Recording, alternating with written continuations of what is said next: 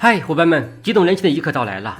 我攒了几个月小金库，终于收集到了这一整套的 ROG 全家桶，满足了我作为这个红色小眼睛粉丝的梦想。所以今天这期视频，我要为大家送上一期干货：如何一个配件一个配件的组装一台主机。同时，这也是一期至今为止我最豪横的开箱，要一口气开12个箱子。说到装机，没接触过的朋友会感觉无从下手，感觉很麻烦。其实不然，我们都知道，把一头大象放到冰箱里只需要3个步骤：打开冰箱门，把大象塞进去，关上冰箱门。同样的，装机也非常简单，无非就是把5大件主板、CPU、显卡、硬盘、内存组合到机箱里，再装好系统就完事了。这样一说，是不是就感觉简单多了呢？那么接下来，让我们赶紧拆，欣赏一下这套 ROG 全家桶的逆天颜值吧。首先，我们先来看一下主板，因为是剪辑用机，所以这次准备搭建一套 AMD 平台。2个原因，一个是 AMD CPU 的多核心多线程，可是视频剪辑的利器，而另一个原因则是那块 CPU 没有花钱，朋友送的。这是一块 ROG 的电竞主板，型号是 B550F WiFi 版。没错，这块板子自带 WiFi 6标准的无线网卡，你瞧，这个应该就是网卡的天线了。拿在手中还是有些分量的，用料很扎实。这块主板用的是12+2的供电模块，供电性能很强悍，可以完美支持锐龙 3700X、3800X、3900X， 甚至据说用它搭载3950X 都没有问题。顺便说一下，我那块白嫖的 CPU 就是 3700X， 也就是说，后期 CPU 性能够不上了，我可以不用换主板，直接升级到 3900X。不愧是败家之眼的产品，舍得堆料，带了这么多散热片，就连2个 M2 接口上都各有一个。做工真的没话说，毕竟是1799元的板子。接口部分非常丰富，不过最显眼的就是这2个 WiFi 6的天线接口了，有它在还用插什么网线？对了，这个有线口也是 2.5G， 但以我们当地的网速来看是用不到这么大了。给大家看一下这个，看到这个铮亮的正方体了吗？这块板子还带了一个 AR 麦克风降噪模块，对于游戏玩家，特别是那些做直播的主播来说，这可真是个好东西。好了，主板就介绍到这里了。它在主机里就相当于一座房子的地基，所以有可能的话一定要买好的。接下来的这套东西，有人可能会骂我败家，但我是真的喜欢。所以第一个 ROG 泰坦，一个价值299元的鼠标垫，拿在手中一股金钱的味道。这是我买的最贵的一个鼠标垫了，之前用过最好的也不过18元。第二个 ROG 影链2鼠标，价格也是299。第三个 ROG 游侠键盘，价格是3个9。第四个 ROG 冷静灯效版耳机，价格899。这就是这一整套外设产品了。其实拿下它们最主要的原因，还是为了那个传说中的神光同步。现在先把它们放到一边，等装机完毕，我们再打开它们。这是那个白嫖的 CPU 3700X 8核16线程，但我已经好多年没有用过 AMD 的 CPU 了，有些心里没底。据专家说，剪辑 4K 视频需要最少 3900X， 估计后期我还需要升级。打开包装，它自带了一个硕大的风冷散热器，放到一边对我无用。这个是 CPU 主体，价格不算贵，2200多元，但据说性能上都可以和 i9 9900K 掰手腕。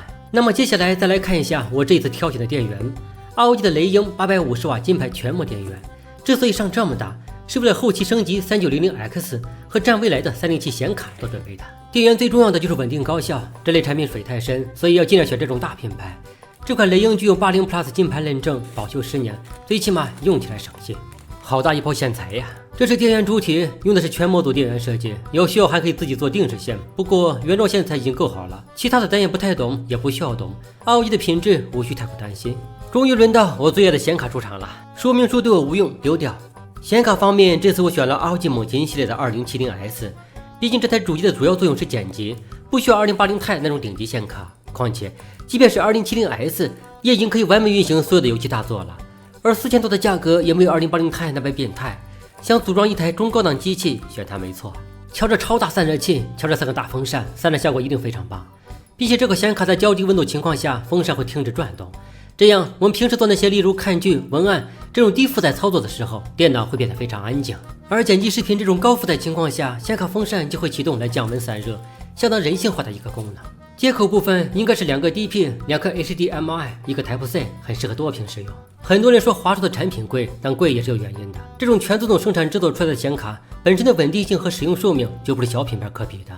而且厂家也舍得堆料，比如这款显卡最重要的供电部分，采用的就是华硕专有的超合金供电组件，这也是华硕显卡稳定性好的原因之一。对了，这款 2070S 也是支持 ROG 的神光同步功能的，我已经迫不及待的想装机欣赏效果了。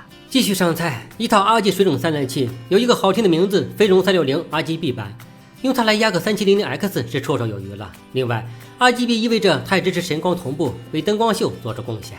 相对于其他配件，这水冷散热器所搭配的零碎就有些多了，主要也是为了兼顾 AMD 和英特尔两种产品阵线。不过看样子我需要把它们组装起来，希望不要太过复杂。完工，如何？我的手艺还不错吧？这是一套来自金士顿的内存和固态硬盘。一台电脑的性能如何，搭配的内存和固态硬盘也至关重要。固态硬盘方面，我选择的是采用2.2接口的金士顿 KC250 系列，容量1T。这款硬盘性能还不错，用的是 GEN 3.0乘以4的高速控制器，最大读取速度3500，最大写入速度2900。哇塞，有些意外，它貌似还带了一套散热片，当初买的时候可没有在产品页面上看到。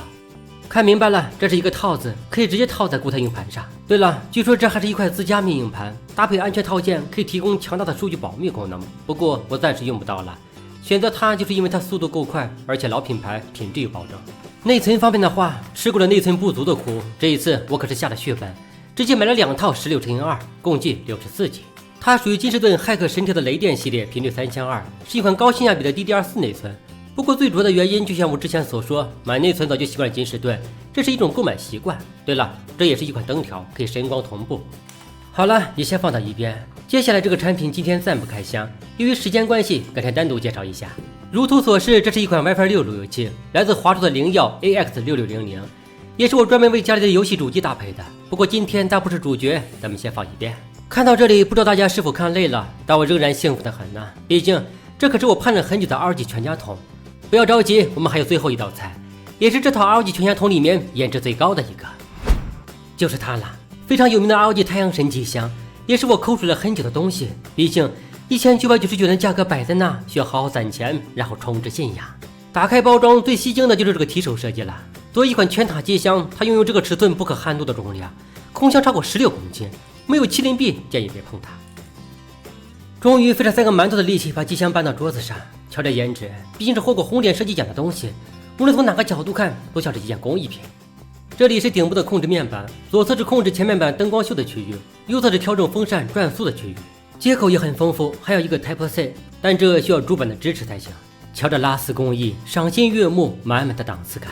尝试了一下，两侧玻璃面板的拆卸非常简便，只需要轻按这个按钮就能开启。但要小心的是，这玻璃面板还有重量，单手的话有些够呛。好了，那么接下来咱们就正式进入装机环节吧。如前面所说，装机其实非常简单。首先安装 CPU， 现在的 CPU 都是防呆设计，方向不对装不上。搞定。接下来插入内存条，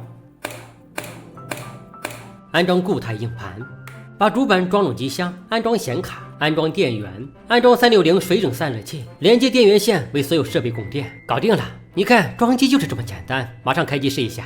哇塞，一次成功点亮，尽显我过硬的装机技术。不过这机箱咋看起来这么别扭呢？明白了，貌似这些线有点乱呀，带我梳理一下。搞定了，兄弟们，你就说这手艺怎么样？是不是完全可以去电脑城上班了？哎，每件事情都能做得这么完美，我也是很无奈呀。那么接下来作为装机的一环，我们需要安装系统了。也正好利用装系统的这段时间，让我们拆一下这套外设。众所周知的原因，麦克拥有很多耳机，而这次入手的这款棱镜主要是为了视频剪辑用的。对我来说，这款耳机最实用的就是它这个低形状耳罩，戴起来十分舒服，适合长期工作。当然，它的高品质音效和这颜值也确实让人很是喜欢。鼠标来说，这款影刃2比我玩战地我用的那款要小巧一些，可以让手部工作起来不用那么累。不过我最喜欢的就是它前面的两个像跑车一样的灯了，怎么样？有没有一种握在手里开法拉利的感觉？这款游侠机械键盘额外带了4个银灰色键帽，估计装上后很吸睛。另外左下角这个超宽的 Ctrl 键，简直就是 FPS 游戏爱好者的福音呀！再也不用担心误戳温键影响操作了。键盘整体做工非常好，按键段落感回馈强，毕竟是一款1000元档次的产品，挑不出什么缺点来。最后咱们再来看一下这款299元的鼠标垫，作为一款鼠标垫来说是个好价格。哇，手感不错呀，这尺寸好大，比我目前用的都要大得多。先把杂物拿开，这么贵的垫子可不能刮花了。来，整体欣赏一下，看，这就是信仰的力量。手感真的好呀，来放在鼠标试一下。好滑，又感觉不是很滑，具体的咱也说不上来，应该叫顺畅。299元的鼠标垫确实感觉不一般。兄弟们，这一整套看起来还可以吧？现在系统装好了，我首先打开的就是神光同步的设置软件，这才是这套 ROG 全家桶的真正精华所在呀。通过这个程序，可以把所有接入的设备进行灯光同步，给大家看一下设置效果。你看，所有的灯光都绿了，包括内存、水冷、键盘、鼠标、主板、耳机等。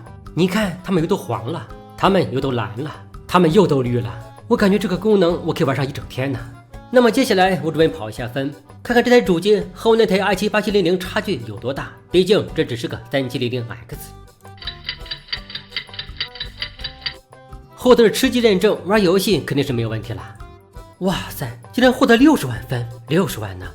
要知道我目前用的那台跑分也才43万，我感觉接下来不用测试什么了。这跑分不论是玩游戏还是剪辑，那都不是事儿，真的太出乎我的意料了。不过凭借专业的态度，我还是准备测试一下游戏运行情况。现在进入的是我最爱的战地5，并且直接设置到 4K 分辨率，144的刷新率，所有特效开到最大，这可以最大限度的挖掘这台主机的潜力。好吧，我承认这又是一个惊喜，是我低估了这块 3700X 的能力。4K 分辨率下帧数间保持在70以上，大家还记得我上次做过的那个 4K 显示器视频吗？在8700的带动下，比实的帧数只有60左右。再看这个，所以传说中的这块 U 能和9900K 拍拍手腕，所言不虚呀。接下来我把录制的这段 4K 视频拖到了 PR 里边，这才是我最关心的事情，因为我目前的机器剪 4K 有些吃力。哇塞，预览非常流畅，没有一丝卡顿。这种即时预览才是最考验机器性能的操作，但现在看来，这台主机处理 4K 视频可以说是游刃有余，完美，不用浪费钱升级到 3900X 了，这块 U 完全够用了。那么伙伴们，本期视频就到这里了，这是我个人有史以来最长的一期视频了，不过干货也是有一些的，希望对不熟悉装机的朋友提供一点参考价值。那么现在我要继续安装各类视频制作软件，我们下期再见。